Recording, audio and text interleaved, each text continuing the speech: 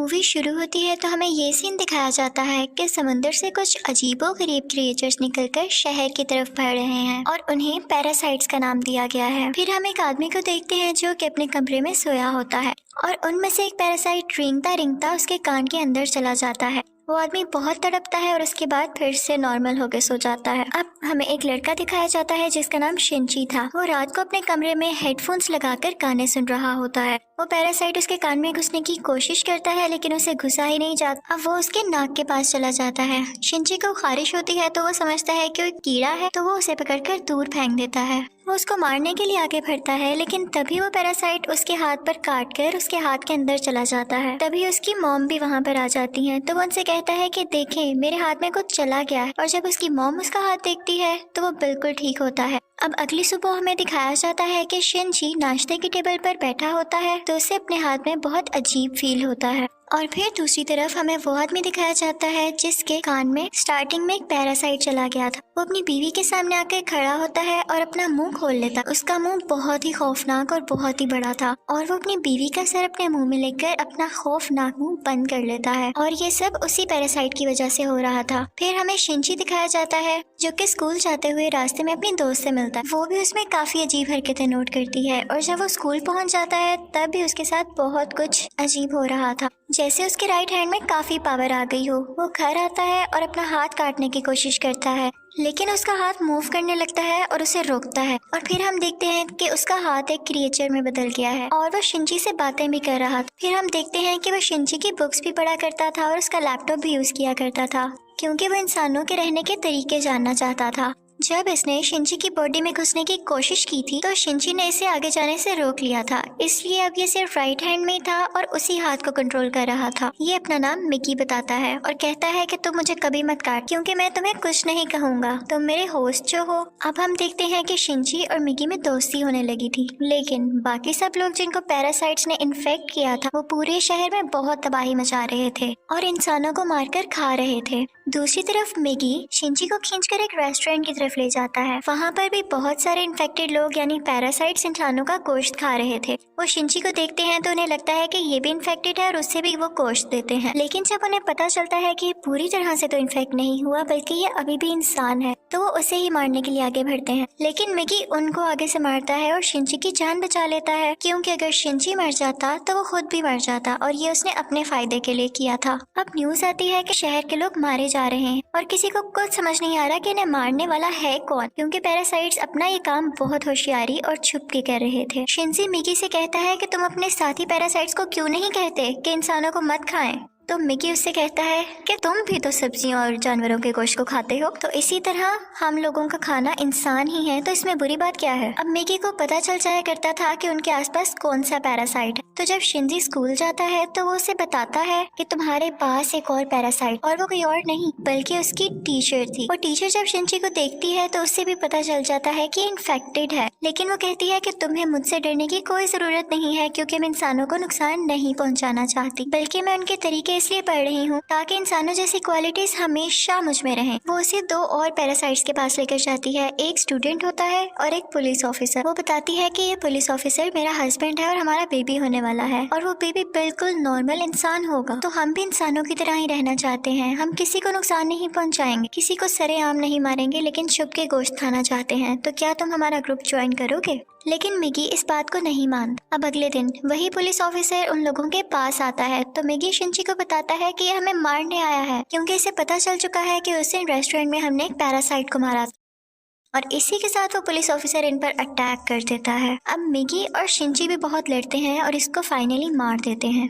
जब शिनची घर आता है तो उसे बहुत बुरा लग रहा कि उसने एक मर्डर कर दिया, लेकिन दूसरी तरफ हम देखते हैं कि पुलिस ऑफिसर की बॉडी से वो पैरासाइट निकलकर किसी और की बॉडी में चला जाता है और ये कोई और नहीं बल्कि शिनची की माँ थी और वो शिनची को मारने के लिए उसकी तरफ बढ़ रही थी। मिकी शिनची को बताता है कि तुम्हें मारना चाहती है, तो शिनची उसे कहता है कि खबरदार तुमने मेरी माँ को कुछ कहा, क्योंकि वो अपनी माँ से बहुत मोहब्बत करता था और वो नहीं चाहता था कि उसकी माँ मरे। लेकिन देखते ही देखते उसकी माँ का सर भी बाकी पैरासाइट्स की तरह खुलने लगता है और वो शिनची पर अटैक कर देती है। उसका बहुत खून जाया होता है और वो मरने के करीब होता है, लेकिन अगली सुबह हम देखते हैं कि वो दोबारा से उठ खड़ा हुआ है तो मिगी उसे बताता है कि तुम बहुत जख्मी हो गए थे, लेकिन मैंने अपने सेल से तुम्हारे जख्म को ठीक कर दिया। लेकिन यहाँ बुरी बात ये थी कि अब शिंची की बॉडी में मिगी के सेल्स चले गए थे और अब वो पूरी तरह इन्फेक्ट हो रहा था। अब शिंची अपनी माँ को ढूंढने लगता है, लेकिन वो कहीं पर नहीं मिलती। तो वो टीचर के पास जाता है और पुलिस ऑफिसर के बारे में पूछता है, लेकिन वो टीचर भी उसे कुछ नहीं बताती। मिगी उसे बताता है कि अब दिन में मुझे भी 4 घंटे सोने की जरूरत पड़ेगी और उस वक्त मैं तुम्हें बचा नहीं सकूंगा, तुम्हें अकेले ही लड़ना होगा। लेकिन क्योंकि मिगी के सेल्स भी अब उसकी बॉडी में थे तो उसके अंदर मिगी की क्वालिटीज भी आने लगी। खैर, फिर हम देखते हैं कि वही स्टूडेंट जो टीचर ने दिखाया था, जो कि अब पैरासाइट बन चुका था, वो भी शिंची के स्कूल में ही एडमिशन ले लेता है।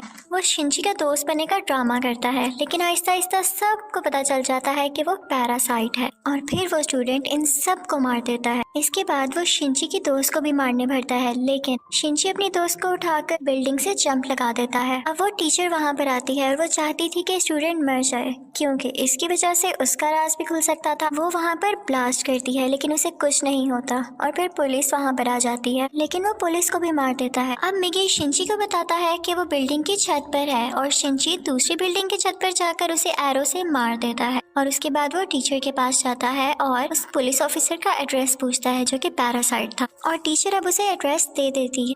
उस पुलिस ऑफिसर का पैरासाइट अब भी उसकी माँ के अंदर था। लेकिन यहाँ पर मिगी के सोने का टाइम हो जाता है, तो इसका मतलब ये था कि शिंची को यहाँ पर अकेले ही लड़ना था। उस पैरासाइट को खत्म करने के लिए जैसे तैसे करके वो उसकी गर्दन काट देता है, जिसके बाद उसकी माँ और वो पुलिस ऑफिसर दोनों मारे जाते हैं। फिर हम देखते हैं कि शिंची अपनी दोस्त से हॉस्पिटल मिलने जाता है। वो बातें कर रहा होता है कि मैं एक एक करके सब पैरासाइट्स को मार दूंगा, कि तभी हम देखते हैं कि कोई उनकी पिक्चर्स ले रहा है और वो कोई जासूस था। और यहाँ पर ही इस मूवी का पार्ट 1 खत्म हो जाता है और अब मैं आपको एक्सप्लेन करूंगी इस मूवी का पार्ट 2। अब पार्ट 2 में उस इंसिडेंट के कुछ महीनों बाद का टाइम दिखाया गया है, जब आर्मी को पता चल जाता है कि इस शहर में कोई पैरासाइट्स हैं जो लोगों पर अटैक कर रहे हैं और वो लोगों को बचाना चाहते थे। फिर वो जेल से एक सीरियल किलर को लाते हैं जो पहचान सकता था कि पैरासाइट कौन है और नॉर्मल ह्यूमन कौन है। उसके सामने एक एक करके लोग लाए जाते हैं तो वो सबको नॉर्मल कह देता है, लेकिन जब उसके सामने शिंची आता है तो वो सोच में पड़ जाता है और काफी सोचने के बाद कहता है कि ये भी नॉर्मल है। अब शिंची जब घर जा रहा होता है तो मिगी उसे बताता है कि हमारे बहुत पास एक पैरासाइट है और वो पास की एक बिल्डिंग में जाते हैं जहाँ पर वो पैरासाइट एक इंसान का गोश्त खा रहा होता है। जब वो पैरासाइट शिंची को देखता है तो उसकी तरफ बढ़ता है, लेकिन मिगी इसे मार देता है। फिर अचानक उसे फील होता है कि जैसे उसके पीछे कोई है और ये कोई और नहीं बल्कि वही आदमी था जिसने पार्ट 1 के एंड में शिंची और मिगी की पिक्चर्स ली थी। और फिर हमें शहर का मेयर दिखाया जाता है जो कि पैरासाइट्स की फेवर में बोलता और बहुत बुरा आदमी था,